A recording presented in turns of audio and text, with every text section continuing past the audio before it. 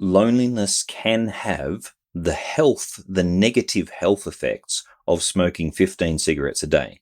Oh, really? In terms of people who are genuinely, tragically lonely can in fact have the serious negative health effects that come from that.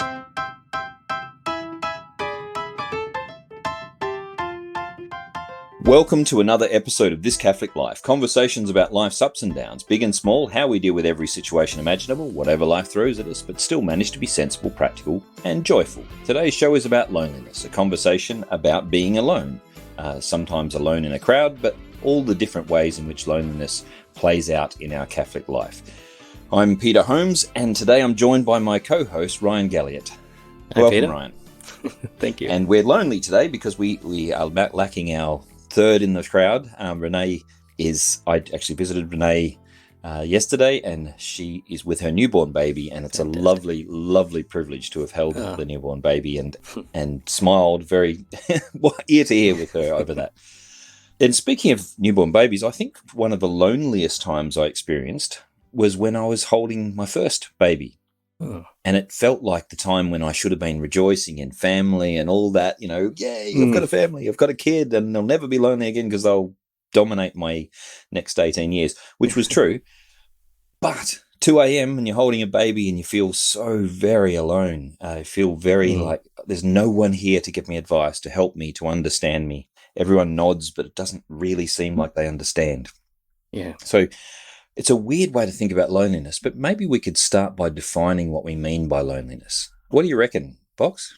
No, there's obviously the most obvious thing of physically being alone, but I think there's also that mental aspect of it that it's why you can be alone in a crowd and alone in a busy room or a packed train. Right. Well, let's unpack that. How is it possible to be alone? Because if we're talking about aloneness, you've distinguished there between physical and mental, right? Well, physical aloneness is obvious, is easy to see because you're out in the middle of nowhere and nobody's around you. But as you say, sometimes the most alone time you feel is when you're in a crowd of strangers. Yeah. So how could we possibly be alone in a train, for example? Well, I mean, if I may, I remember back one of the most alone times I've experienced was when I was a team leader for Catholic Youth Services back years ago. And while we were living in a household with other young people and we constantly had ministry to hundreds of students or young people, I constantly felt alone because I had to, as a team leader, shoulder certain burdens that the others didn't. And I really think in that it's finding that element that you have in common with others. Right. And sometimes when you're in a group of strangers, while you might find certain elements that are in common, like you're all in that room together or whatever. Yep. It's not something that, it's not what you're looking for or, to connect with, I guess. The connection is the word that we're looking for there. There's not the connection there. Now, sometimes you are looking for it. In fact, the very fact that you're feeling lonely seems to indicate you are looking for something. But I think is what you're saying that you even while you're looking for it, and there seems to be plenty of people who might fit the category, you're not finding it. Yes, that's right. Now, how much of this is a good question for me, at least, because I don't know the answer. I remember back when I was in youth ministry and I was whining about loneliness, and I'm not saying everyone's whining. I was definitely whining. My leader pointed out to me, there's plenty of people here to help you with aloneness, but you are looking for a specific kind of relationship. That's right. And if that's not available, you have written off all the other possibilities. In other words, there are many ways to be with people. There are many kinds of modes of friendship.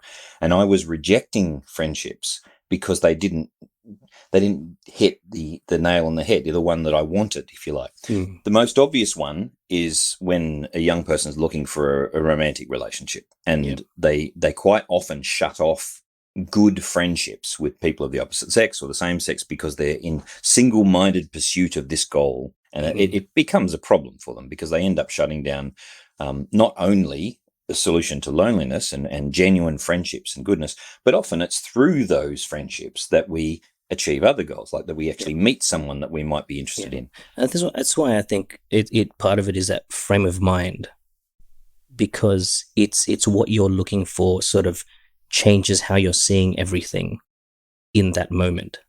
Yeah, that's right. And it's kind of, we want answers to our needs, but often we put such limited parameters on those answers that when God serves them up, or when an opportunity arises to not be lonely, we go, oh, it's not the one I wanted. I didn't want that one. Yeah. And therefore, we're actually locked into the limit of our own imagination, because God has a bigger imagination than us. He can solve our problems in ways we wouldn't have even thought of. And if we were open to that possibility, we might have been drawn into a much more amazing and new adventure of solving our problems. So that was an interesting thing for me. I wasn't looking for romance at that particular time. I was looking for a very deep and meaningful conversation that really stretched into particular issues. And I wanted someone to be as passionate about the scriptures and about evangelization as I was. And what I really needed was someone to balance me and say, hey, there's a time for that, and there's a time to go over here and kick the football. And my friends were the ones who dragged me out to kick footballs, and they would listen and they'd kind of go along a little bit with what I was saying, but they'd pull me out of myself and actually stop me being a one-dimensional nitwit. Well, I think one of the biggest dangers of loneliness in that sense is that we can get so caught up in ourselves. It can very quickly become woe is me and become a lot more inward focused. I know when I've sort of had those difficulties with things like depression and things that often lead from this feeling of loneliness, sometimes it started from that, oh, they didn't say hi to me. What's wrong with me? Basically, you're predisposed to think ill of yourself and woe is me. It feeds into itself, doesn't it? It does. It really does. It strikes me in a city in particular, but also in the country when I grew up, there's never anyone short of someone to talk to. You only have to step in. I know I keep mentioning this, but the old folks' homes, retirement villages, people who are lonely in themselves, people who have needs, all of these people will talk to you at the drop of a hat. Volunteer as a card player on recreation day down at the local retirement village, and you will have no end of conversation. Now, the problem is, of course, that it's not the conversation we want. And we soon realize what we actually want when we start saying, well, why don't you go talk to these guys? I was kind of hoping to kick a ball with someone, and they're not really up for that. So the point is that there's lots and lots of people with needs, and we could quite easily break ourselves not only out of loneliness, but also, that you were mentioning there, the whole introvert, like the inward-looking nature of when the cycle of depression or anxiety hits. We often look on our own needs, and just stepping outside our own needs, even for a short time each week, not only connects us with people we might not have connected with, but it means that we're actually doing some good, and we welcome into our life someone who we would never have thought about. It's an opportunity to sort of go outside of ourselves and change the scene. Yeah, maybe this is something to explore. Are we lonely because we so severely limit the kind of person we would accept as fulfilling that loneliness? Yeah.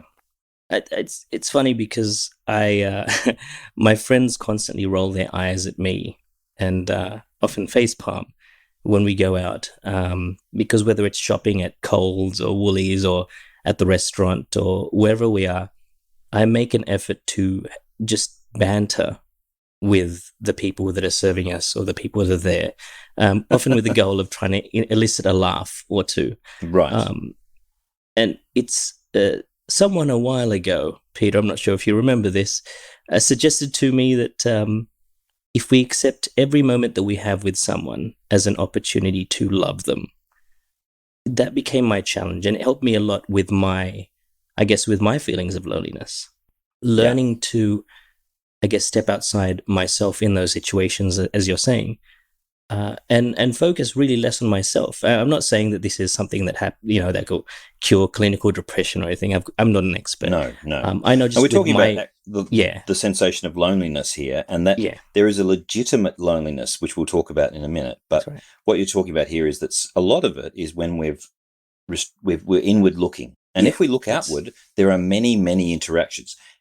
Can I put to you, though, that the lovely person, you've made someone's day brighter, and I've watched you do it many times, Box, by simply being cheerful and bringing them in. And even if the joke's a corny one, they see that you're making an effort to engage them as a human being, and that in itself has value. That's even if it's corny and even if it's weak. And it's like dad jokes. The kids go, oh, but they know dad-kid thing has just happened.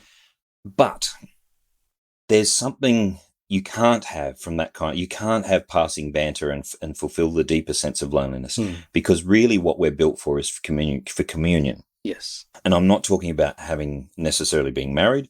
I'm talking about being able to actually have conversations like this. The reason why podcasts are interesting to some people and many people is that it feels like you're having a conversation with people, and you are to some extent. We get feedback from our listeners, and we're talking back in a slightly slower way than we would if they were here, but it's still, an ongoing conversation between many people.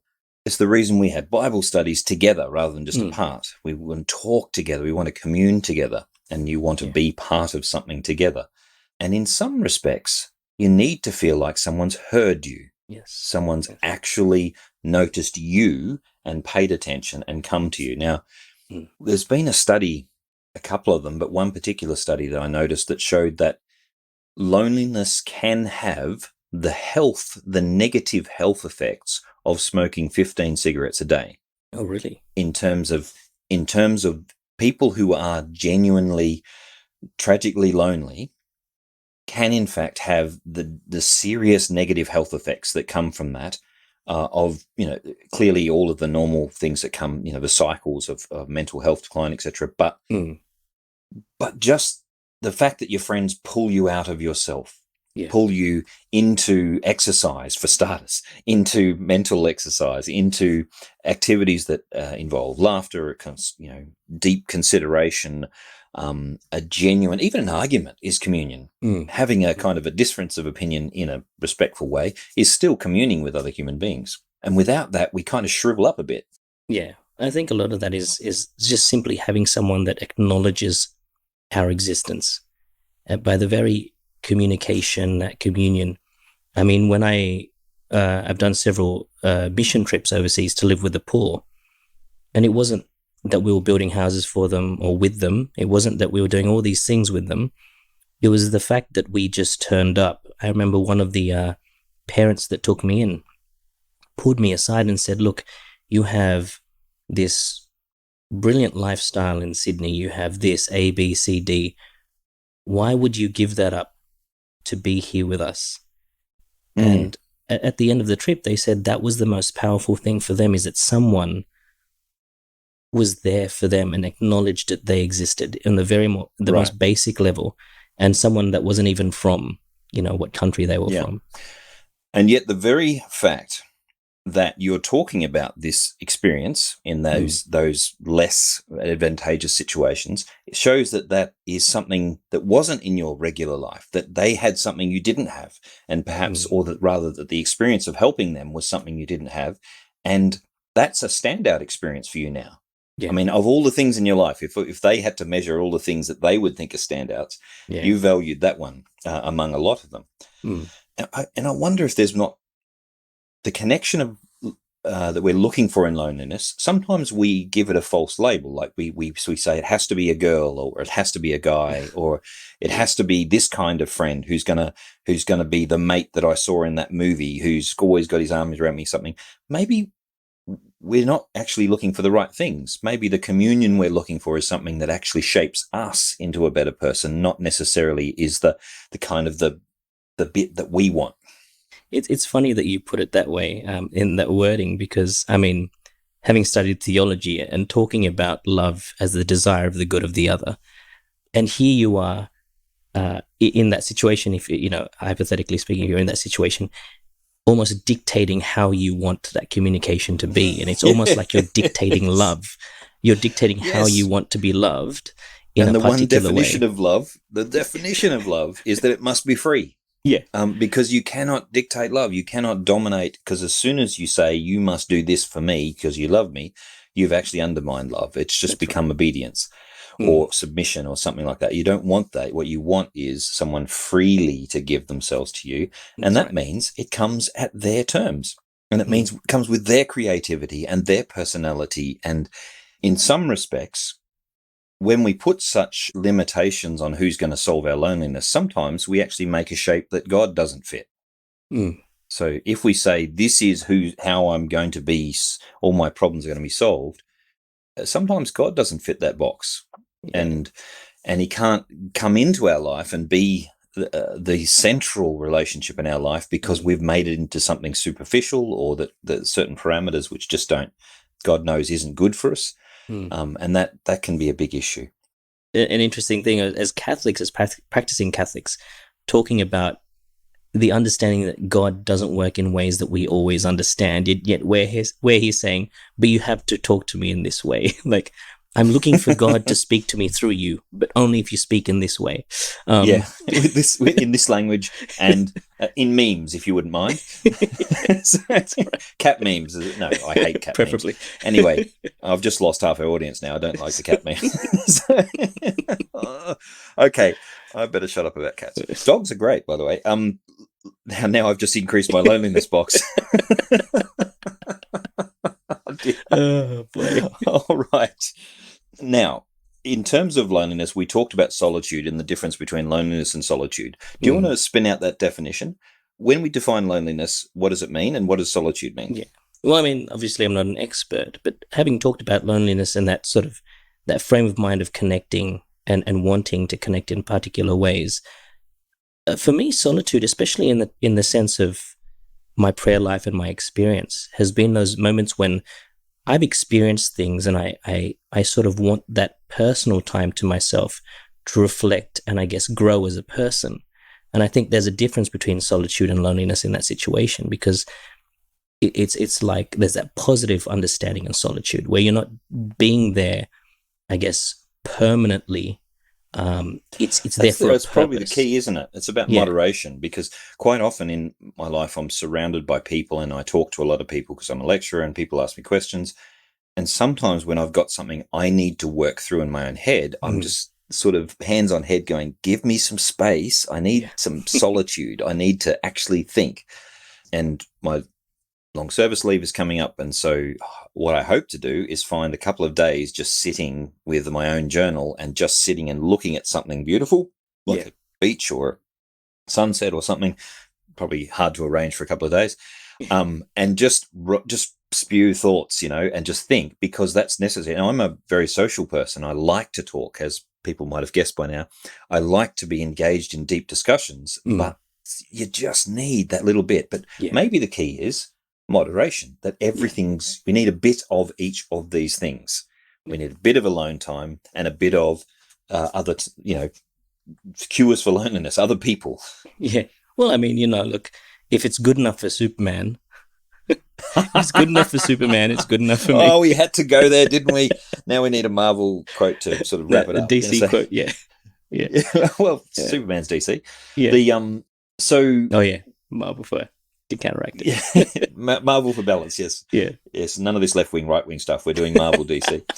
One thing, and maybe this has just struck me, probably because I'm really stupid, that maybe when we get the alone time, even when we don't want it, maybe we see that as an opportunity to explore the solitude, to actually do that thinking that was necessary. That's right. And when we have the time where people are in our face and annoying and we just like to have the alone time, maybe that's the time to see, as much as is possible for us, maybe this is a time which I will look back on and value the connection I had with this person, even if it's inconvenient and annoying and I'm tired. I mean, I can tell you that there's lots of people said when I was holding little babies, hold on to this moment because you will miss it. And at the time I was thinking, I can't wait to miss it because I just want some sleep. I just want Get me there sleep. now. Get me there now. And now that I'm here, my youngest child is 7. There's no longer a crying baby kind of in my arms. And I held a baby yesterday and it was real heartstring stuff. Just I now can look back at that time where I didn't want that communion, and now I see it for the value it was. And I didn't appreciate it at the time because I was overwhelmed with other things. In the midst of it all. Yeah, in the midst of it all. And I suspect that that's what we're going to find. If we look back on things in our past, we never really quite understood the value of what we were dealing with at the time, both loneliness and togetherness. Yeah. And I find that I've started to try to take those moments when I am feeling lonely as being very careful, knowing how quickly it can go from one thing to another, but to try to look at what it is, what's that saying about me, and in terms of what am I looking for in this moment? And I guess turning that loneliness into that solitude. I would just caution at that point, because and I'm a melancholic personality. We should have a show on the four personality types, the temperaments. That'd be good. Yeah. But one of my more dominant traits is melancholic, which means that if I get alone, I tend to shred myself. So if I reflect on myself, it's not a good panel review of myself. Like the panel review is, you are rubbish. You're rubbish. You're really rubbish. And if I leave it too long, that's not good. So solitude has to be, I think solitude has to be focused. And that's part of the wisdom of the church fathers, that we turn our solitude not into random meanderings, but that we actually focus. And the divine office calls us to focus on the Psalms, which are the cries of joy and anguish of our fellow human beings, and they focus us on others and on our communion with others. Even when we're alone, through the Psalms we join ourselves with their hopes and fears and dreams and cries, and we unite ourselves to God's people and to Christ, who's interceding for us. All right, we've probably delve the depths of solitude enough for today. Probably what we should do is do a show on sadness and be good, and some other related topics on this. So maybe we can do that. But for now, that's enough for today. If today's discussion got you thinking or arguing with your podcast device, let us know. We hope that this podcast makes you feel a little less lonely, and you can help us be less lonely by sending us some feedback. Send it to thiscatholiclife.com.au, or hit us up on Instagram, Twitter, Facebook, Discord, and let us know how you feel about this topic, whether loneliness is a good or a bad thing, or both. Write us a review on iTunes if you can.